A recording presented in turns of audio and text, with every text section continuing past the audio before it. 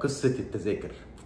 الإعلاميين دلوقتي اللي هو أنا بسميه إعلام مضاد للنادي الأهلي وموجه ضد النادي الأهلي في الفترة ديت للتأثير على معنويات مشجعين النادي الأهلي وأعضاء النادي الأهلي وفريق النادي الأهلي نفسه. إيه قصة التذاكر اللي دايرة دلوقتي؟ أستاذ ماجد مسعود مؤسس رابطة مشجعي النادي الأهلي في أمريكا وفي كندا طلع تصريح وقال ان احنا اول ما تم اصدار التذاكر الخاصه بالثلاث مطوشه بتوع النادي الاهلي على السيستم، احنا اشترينا التذاكر. التذكره كانت في اول ما تم طرحها على السيستم كانت ثمنها تذكره واحده $650. في قصه كده عايز اقولها لكم قبل ما اقول لكم هي نزلت لكام.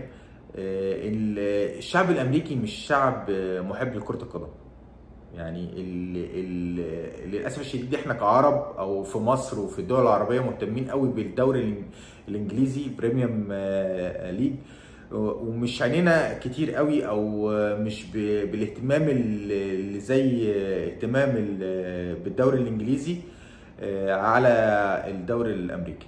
الدوري الامريكي اللي متابعه وانا واحد من متابعين الدوري الامريكي، احب اقول لكم ان هو مش دوري قوي ولا هو جماهيري. يعني حتى في امريكا نفسها ما تلاقيش جمهور كبير للفرق الامريكيه، تمام؟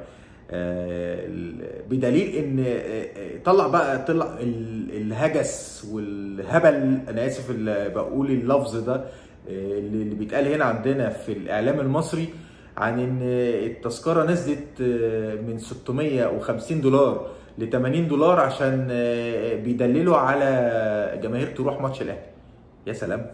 يعني انت عايز تقول لي ان مفيش مثلا في امريكا مشجعين لانتر ميامي مثلا يروحوا له ويملوا الاستاد، وبيتلعب في ميامي في ولايه ميامي كمان؟ يعني الكلام اللي بيتقال كلام متخلف.